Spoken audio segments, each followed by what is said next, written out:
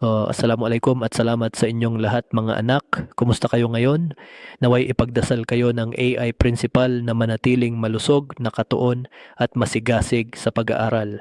Nandito tayo ngayon sa ikaseton na yugto ng hamon sa 100 araw ng walang humpay na motibasyon. Mga anak na minamahal ng principal, ngayon nais kong ipaalala sa inyo ang isang napakalakas na sikreto sa tagumpay, ngunit maraming mag-aaral ang hindi nagsasanay ng tama mag-review ng kaunti-unting araw-araw.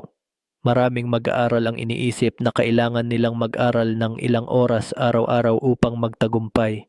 May mga naghihintay na dumating ang mood, may mga naghihintay sa huling sandali. Ngunit sa totoo lang, ang tagumpay ay hindi nangangailangan ng 5 oras na pag-aaral.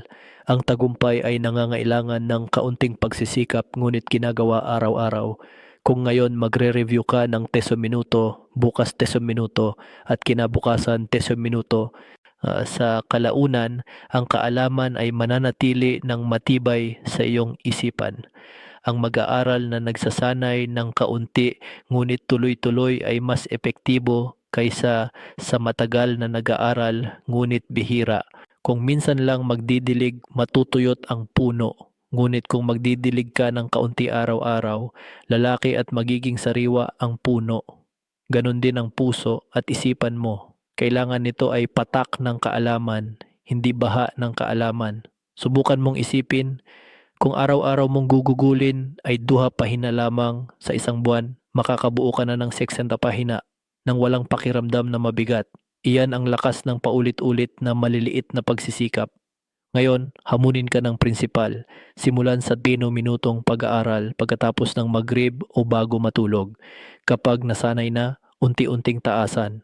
Ang mahalaga, araw-araw, hindi paminsan-minsan. Alalahanin, mga anak, ang tagumpay ay hindi pagmamay-ari ng taong nag-aaral ng matagal, kundi ng taong pinaka-consistent.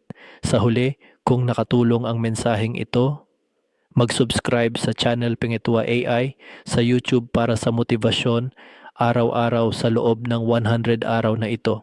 Magpatuloy sa paglakad, magpatuloy sa pag-aaral, magpatuloy sa pagbuo ng iyong kinabukasan.